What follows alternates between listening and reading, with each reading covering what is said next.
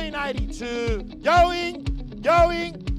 gone. Sold. Congratulations. Going once, going twice, not sold. 네, 다들 이런 대사 어디서 들어보셨습니까? 바로 옥션 현장이죠. 안녕하십니까. 시드니 부동산 아카데미 황대근입니다. 요즘 부동산 경기 침체와 더불어서 옥션 경매라고 하죠. 이 경매 물건들의 숫자도 많이 줄어들었을 뿐만 아니라 그 낙찰률 또한 40%대로 한참 잘 나갈 때 수치에 이제 반토막을 치고 있습니다. 옥션이라는 것이. 실제 옥션 현장을 가보시면은 1, 2년 전과 비교했을 때 대부분의 옥션 현장들에 참여하는 인원들 숫자조차도 구경꾼들도 정말 많이 줄어들었죠. 근데 이게 위기가 기회라고 어떻게 보면 이런 식의 옥션으로 나온 매물들에 도전해 보신다면 진짜 좋은 가격에 구매할 수 있는 찬스가 아닐까라는 생각을 합니다. 예를 들어서 말씀드리자면 내 마음에 드는 집을 찾았고 그리고 이제 옥션 현장을 갔습니다. 의외로 옥션 참가자가 없어서 과다한 오퍼 경쟁을 피할 수가 있었던 나머지 내가 좋은 가격으로 낙찰을 받는 경우가 생길 수도 있겠죠.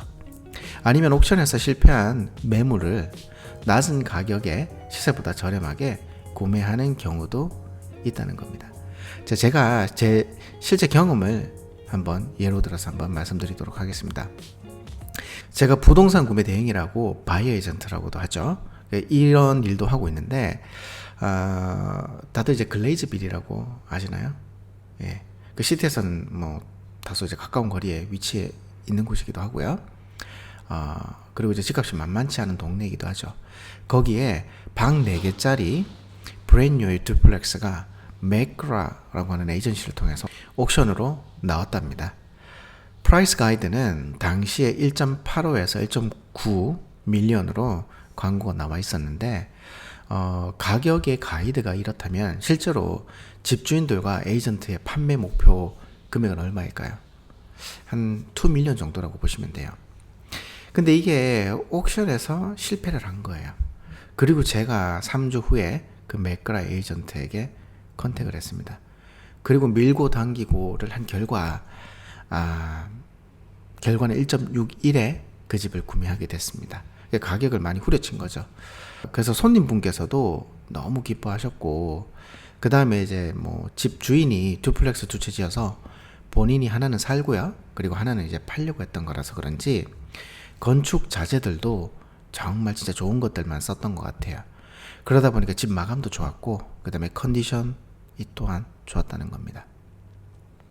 부동산 경기가 좋지 않을 때에는 이렇게 옥션에서 좋은 딜로 집을 구매하는 경우도 있다는 것을 아셨으면 합니다. 근데 이게 충분한 사전적 조사와 경험이 부족하다면 결코 쉽지는 않죠. 철저한 준비를 하지 못해서 옥션에서 시세보다 이제 비싸게 구매할 뿐만 아니라 어떤 분들은 이제 다시는 옥션으로 집을 사지 않을 정도로 이제 엄청나게 무서운 경험을 하시는 분들도 있습니다. 그래서 오늘 준비한 내용이 무엇이냐? 옥션에서 자주 하는 실수 3가지에 대해서 제가 알려드리려고 합니다. 자, 오늘 영상 보시기 전에 구독하기, 좋아요, 그리고 알람 설정 꼭 부탁드립니다. 자, 첫 번째 프리옥션 오퍼라고 해서 이 말은 경매 전에 오퍼 던지는 거예요. 가끔씩 도메인하고 리얼스테이트 웹사이트 보시면은 부동산 광고 중에서 이제 auction unless sold prior이라는 광고 문구를 보신 적이 아마 있을 거예요. 이게 뭐냐면은 그 옥션 전에 혹시 오퍼 넣으면 이게 판다라는 건데 이거 광고 보시고는 뭐라 이거 옥션 전에 내가 살 수도 있겠네라고 해서 에이전트한테 이제 컨택을 하죠. 그러면 이제 옥션 가이드가 어떻게 되냐라고 이렇게 물어보시면은 집주인이 이 정도면 원하는 것 같아라고 이제 모호하게 이야기를 해줘요. 그리고 이제 집을 일단 보러 오라고 합니다. 그리고 마음에 들면은 마음에 들어 하는 걸 딱 보면은 이제 옥션 전에 한번 오퍼 한번 넣어봐라. 집주인은 뭐 아냐고 혹시나 옥션 전에 네 오퍼 마음에 들어가지고 오케이 할지 라고 이렇게 미끼를 딱 던지죠. 근데 여러분께서 오퍼를 주더라도 절대로 못 사요. 그 집주인은 그걸 절대로 액셉트를 하지 않는다는 겁니다. 그리고 이제 판매 에이전트는 그걸 통해서 사람들이 얼마에 이 집을 살려고 하는지 파악을 할 수 있다는 겁니다. 그리고 누가 옥션에 올 것이며 어떻게 누구랑 경쟁에 붙이면 되는지 이런 거를 판단한다는 것이죠. 미리 판이 깔리기 전에 이 판이 어떻게 돌아갈지 알고 에이전트는 준비를 하려고 할 겁니다.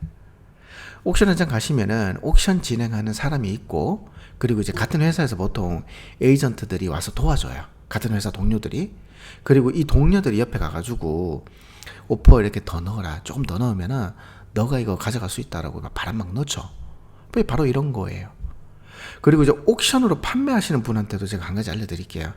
이렇게 옥션 전에 오퍼 받는 거 에이전트가 물어보면은 허락하시는 분들이 있어요. 근데 정말 진짜 추천 안 합니다. 자, 이유가 뭔지 제가 알려드리도록 할게요. 옥션 하기 전에 에이전트가 오퍼를 받아서 집주인한테 이렇게 건네줘요. 그 오퍼가 실제 마켓 시세보다는 당연히 상식적으로 낮겠죠. 왜? 사람들이 다 바겐으로 해가지고 다 살려고 하기 때문에 시세보다 낮게 부르는 겁니다. 자, 그러면은 집주인 입장에서 이 수치를 딱 받아봤을 때 기분이 어떨까요? 아, 이거 진짜 여차했다가는 와, 이거 마켓 시세보다 진짜 덜 받을 수 있다라고 생각을 하겠죠. 그러니까 판매자가 높은 금액에 팔 수 있을 거라는 환상을 깨도록 이런 식으로 교육을 시킨다는 거예요. 자, 이게 양측에게는 너무 좋지 않다는 겁니다. 판매 에이전트는 이런 식으로 판매자를 알게 모르게 교육을 시킨다는 겁니다. 자, 그래서 옥션 전에는 오퍼를 절대 주지 말고 받아보지도 말라, 이겁니다. 자, 두 번째, 충분하지 않은 사전 조사와 경험 부족입니다. 뭐 당연한 거겠죠. 예. 그 판매 에이전트들이 이제 구매자들이 경매 매물에 대한 금액이 마켓 시세보다는 저렴하다라는 생각을 심어주려고 해요. 그래서 충분한 사전 조사와 경험이 부족하다면 여러분들은 진짜 에이전트 말을 너무 쉽게 믿어버리게 되는 일이 발생할 겁니다. 그래서 이런 말이 있죠. Don't listen to the agent too much라고. 판매 에이전트 말을 너무 믿지 말라는 겁니다. 경매 전에 에이전트들의 목표가 뭔지 아세요? 경매에서 구매자가 아주 좋은 가격에 살 수 있다라는 믿음과 기대를 심어주는 거예요. 그렇기 때문에 여러분들께서 에이전트한테 가서 여러 가지 이제 질문을 하시더라도 에이전트는 절대로 정확한 답, 정확한 금액 따위는 주지 않습니다. 오히려 이제 모호하게 답을 해버리죠. 알 수 없게끔. 그리고 이제 판매 에이전트로서 집주인이 원하는 목표 금액, 리저브 프라이스라고 합니다. 옥션 때. 이거에 대해서는 법적으로 공개를 할 수가 없어요. 그렇기 때문에 당연히 구매자로서는 원하는 답을 받는 게 쉽지 않다는 겁니다. 그리고 에이전트는 경매 현장에서 뜨거운 분위기 조성과 그 다음에 이제 많은 경매 오퍼, 그 비드라고 하죠. 이것들이 나올 수 있게 경매의 판을 짜야 해요. 그렇기 때문에 그 인스펙션 오시는 분들, 그리고 이제 옥션에 참여하게 될 사람들과 많은 이야기를 해서 그들에 대한 정보를 최대한 많이 이제 알아내려고 할 겁니다. 그리고 한 가지 재밌는 거 알려드리자면, 똑똑한 에이전트들 있죠. 탑 에이전트들. 그 사람들은 경매 낙찰을 받은 구매자가 이 낙찰된 금액이 시세보다 저렴하게 샀다라고 믿게 만들려고 해요. 그리고 이제 본인이 생각하던 금액과 얼추 비슷하게 경매를 통해서 얻었다라고 믿음 또한 주게끔 하는 게 똑똑한 에이전트들의 능력이라는 것이죠. 그래서 위와 같은 실수를 하지 않기 위해서는 여러분들께서는 옥션 전에 철저한 조사를 통해서 경험도 이렇게 많이 쌓아두셔서 냉정한 상태에서 옥션에 참여하실 것을 적극 추천합니다. 그리고 옥션 경매 현장은 사람들이 많이 모일수록 경쟁이 올라가고 서로 또 흥분을 하게 돼요. 흥분하는 감정으로 경매에 참여하시면은 결국 이제 아주 큰 금액까지 올라가게 되죠. 많이 보셨을 겁니다. 많은 사람들이 몰리면은 진짜 내가 낙찰 받지도 않았는데 어떻게 보면 이제 다들 이제 가격 올리는 거 이제 한몫을 하게 되는 거죠. 자, 그렇다면은 어떻게 사전 조사를 해야 할까요? 그건 바로 최근에 팔린 집들의 가격들과 비교를 해보는 겁니다. 자, 비교하실 때 최대한 비슷한 조건의 집들과 비교하는 것이 당연하겠죠. 근데 자, 리스트를 제가 한번 알려드리도록 하겠습니다. 그래서 꼭 실수를 하는 일이 없도록 명심하십시오. 자, 첫 번째, 보고 계신 집과 최대한 근접해 있는 스트리트, 그 길가에 위치한 집들과 비교를 하셔야 됩니다. 이 왜냐면은 그 길을 두고 반대쪽과 그 반대쪽 스콜 캐치먼트가 달라질 수도 있습니다.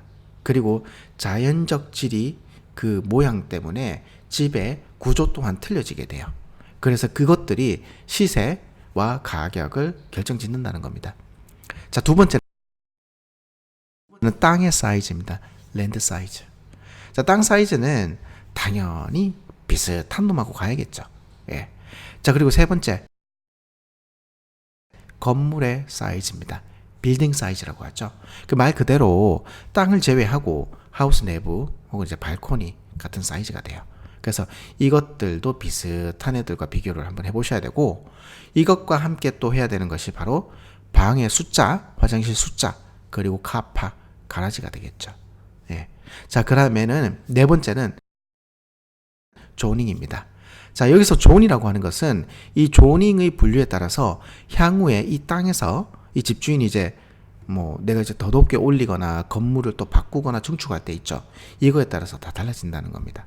그래서 이것도 비교를 해보셔야 되고, 다섯 번째 마지막으로 내부 상태입니다.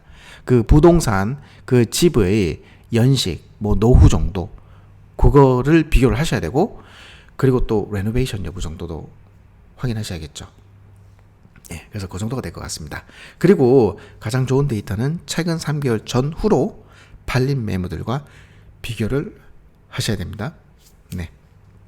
자, 그리고 세 번째 실수는 옥션 경매에서 낙찰이 되지 않고 페일이 돼버린 거예요. 예, 판매가 완성이 되지 않은 겁니다.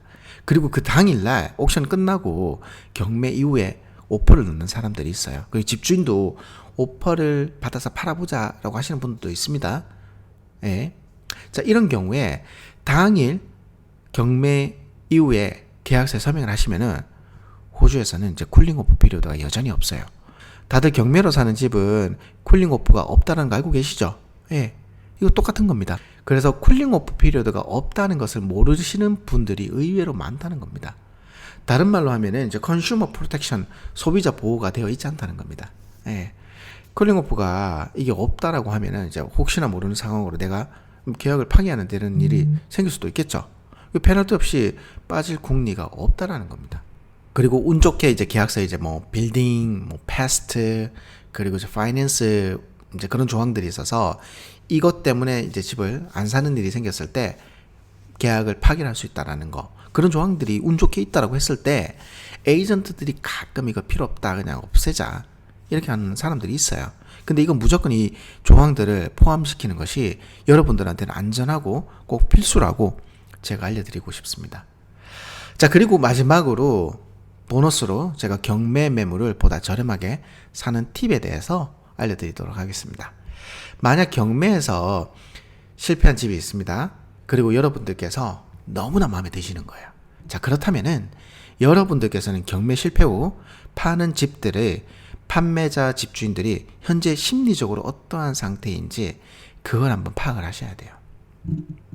그리고 어떻게 해야 좋은 가격에 내가 받을 수 있는지에 대해서도 전략을 세워야 됩니다. 옥션 경매 여기서 실패한 후 판매 집주인들은 정말 머리 아파해요. 왜? 이거 경매하느라고 광고비를 엄청나게 썼습니다. 통상적으로 옥션 할 때 쓰는 마케팅 피는요, 8,000에서 많게는 15,000불까지 써요. 거의 집 파는 수수료 정도의 금액이 되죠. 예. 가격이 낮게 팔린 것이 아니라 아예 안 팔린 경우에는 진짜 돈은 돈대로 썼고 이제 머리가 터질 겁니다. 그렇다고 이제 판매 에이전트는 그다지 뭐 이럴 건 없어요. 왜? 에이전트는 이렇게 생각하는 거예요. 옥션이 집주인에게 현재 이 집 마켓 가격을 알려준다라고 생각을 하고, 그 다음에 현실적 가격을 인정하게끔 하는 하나의 공부 차원으로 생각할 수도 있다는 겁니다. 여러분들께서는 경매 실패 후에 몇 주 정도는 이제 지켜보셔야 돼요. 그리고 나서 판매 에이전트하고 직접 접촉하셔서 제일 높은 금액의 오퍼가 얼마였는지 그 정도 한번 확인해 보시고요. 그리고 이제는 얼마에 팔 것인지도 한번 물어보시면 됩니다. 그래서 거기서부터 가격 흥정을 시작해 나가시면 될 것 같습니다. 여러분들께서는 이 시점이 진짜 어떻게 보면 가장 좋은 가격으로 집을 살 수 있는 기회가 되지 않을까라고 생각을 해요. 예. 이렇게 생각을 하고 오늘 영상을 마무리해 보도록 하겠습니다. 자, 오늘 영상 보셨다면 구독하기, 좋아요, 그리고 알람 설정 꼭 부탁드리겠습니다. 자, 이상 황대근 소장이었습니다. 감사합니다.